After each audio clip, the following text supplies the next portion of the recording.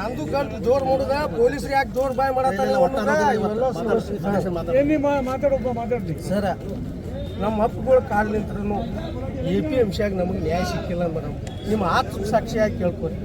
ಯಾಕಂದ್ರೆ ಅಲ್ಲಿ ನಾವು ಆಯ್ಕೆ ಮಾಡಿದಂಥ ಆಡಳಿತ ಮಂಡಳಿ ಇರ್ಬೋದು, ನಮ್ಮ ತೆರಿಗೆ ಹಣದಾಗ ನೌಕರಿ ಮಾಡುವಂಥ ಸೆಕ್ರೆಟ್ರಿ ಇರ್ಬೋದು, ಇವ್ರು ಯಾವತ್ತು ನಮ್ಮ ಏನು ತುಂಬಿಸ್ಕೊತಾರಲ್ಲ ರೈತರ ಮೇಲೆ ಅವ್ರ ಕಡೆ ಆಗಿ ನಮ್ಮ ರೈತರನ್ನ ಹೆಚ್ಚುವಂಥ ಕೆಲಸ ಆಗೈತಿ. ಒಂದು ರಾಜ್ಯದೊಳಗನ ಅತಿ ದೊಡ್ಡವಾದ ಜಿಲ್ಲೆ ಬೆಳಗಾವಿ ಜಿಲ್ಲೆ. ಇಲ್ಲಿ 2 ಮಾರುಕಟ್ಟೆ ಅವಕಾಶ ಐತಿ.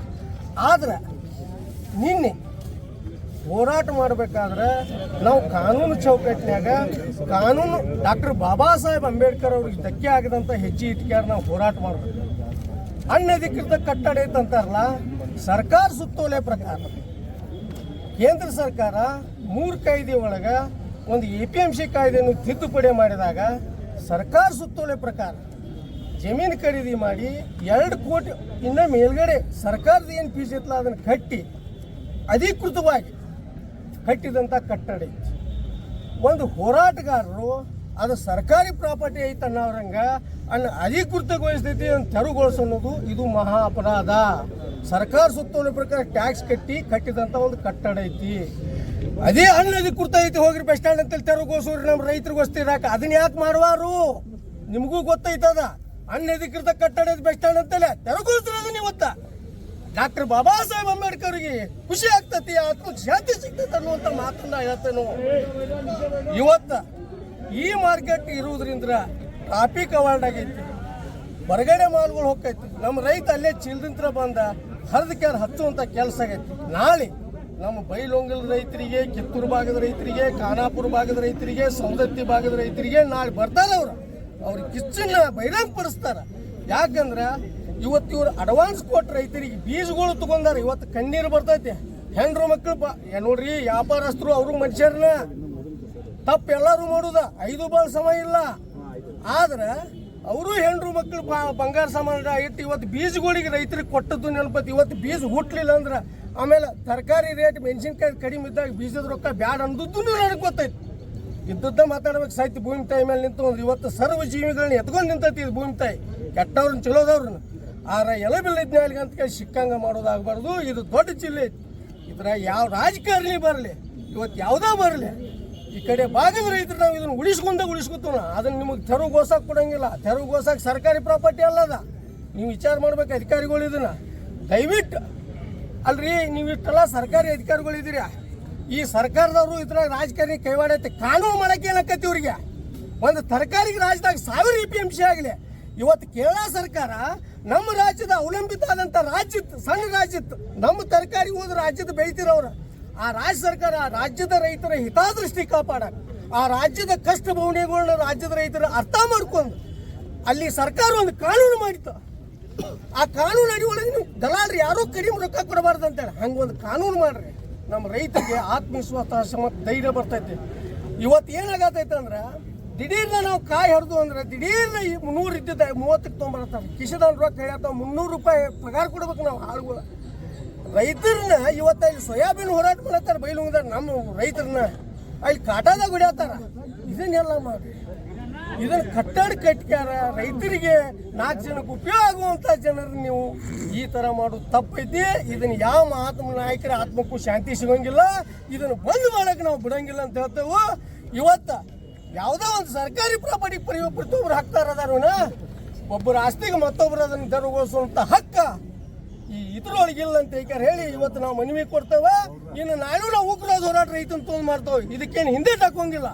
ಅಡ್ಡ ಶಿವಾನಂದ ಪಾಟೀಲ್ ಅವರಿಗೆ ಮಾನವೀಯತೆ ಮಾನ ಮರ್ಯಾದೆ ಅನ್ನೋದಿದ್ರ ಬಂದು ಚರ್ಚೆ ಕೊಂಡಿರ್ಲಿ. ಕ್ಯಾಬಿನೆಟ್ ಕೊಡ್ತು ನಾವು ಅದನ್ನು ಬಿಟ್ಟ್ಯಾರ. ಅಲ್ಲೊಬ್ಬ ಆಯುಕ್ತ ಇಲ್ಲೊಬ್ಬ ಆಯುಕ್ತ ಕೂಡಿ ಏನಿಲ್ಲ ಚಲ್ಲಾಟ ರೈತರ ಮೇಲೆ. ನಾವೇನು ತಪ್ಪು ಮಾಡಿದವ್ರಿ?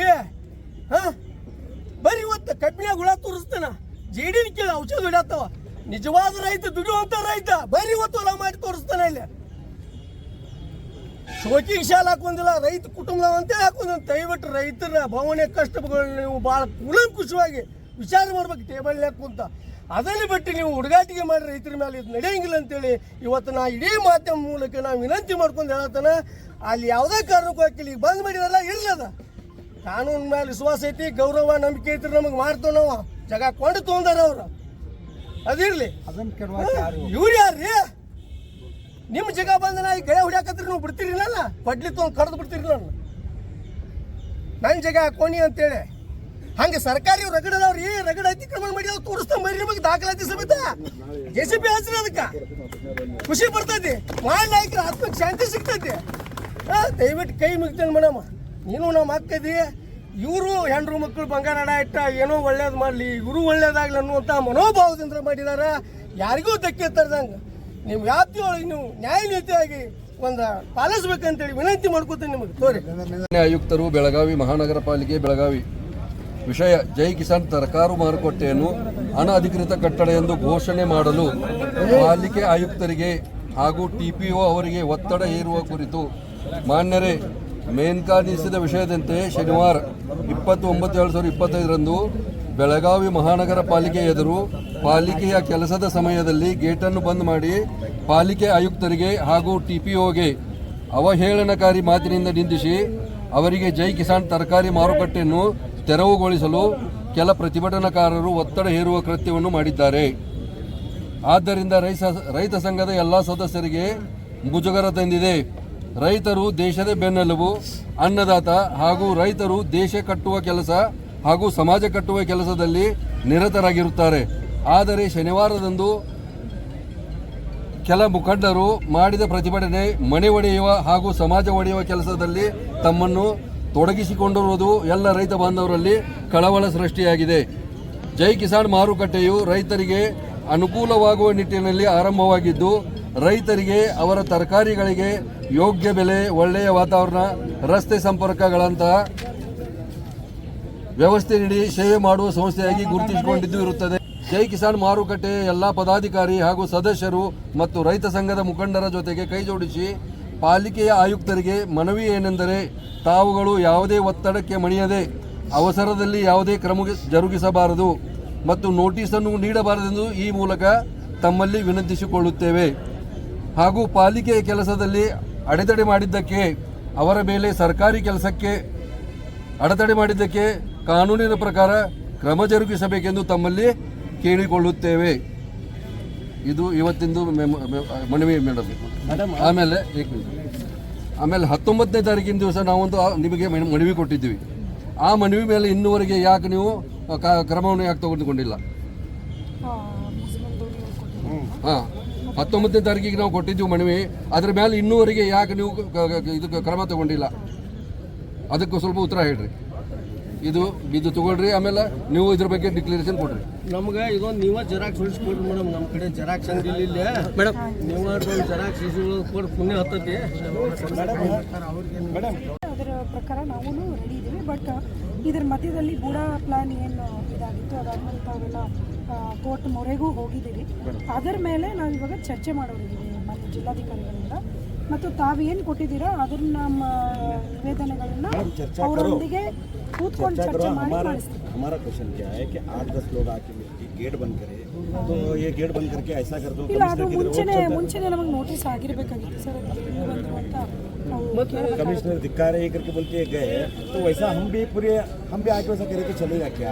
परमिशन दो, फिर हम भी लेके आते हैं. ಪರ್ಮಿಷನ್ ಇದೆಯಾ ಇಲ್ಲ ಅಂತ ಅವ್ರು ಮುಂಚೆನೇ ಹಾಕಿದ್ದಾರೆ ಅನ್ನೋದು ನೋಡಬೇಕಾಗುತ್ತೆ ಸರ್. ತಾವು ಇವಾಗ ಹೇಳ್ತಿದ್ದೀರಾ 20ಕ್ಕೆ ಬಂದು ಕೂತಿದ್ದಾರೆ, ಅವ್ರು ಮುಂಚೆನೇ ಹಾಕಿದ್ರಾ ಅಥವಾ ಟಪಾಲಲ್ಲಿತ್ತ ನಾವು ನೋಡಿಲ್ವೋ ಅಥವಾ ಅವ್ರು ಗೊತ್ತೇ ಇಲ್ವೋ ಅನ್ನೋದೆಲ್ಲ ಒಂದ್ಸತಿ ನಾವು ತನಿಖೆ. ಆಯ್ತು ಮೇಡಮ್, ಆಯ್ತು.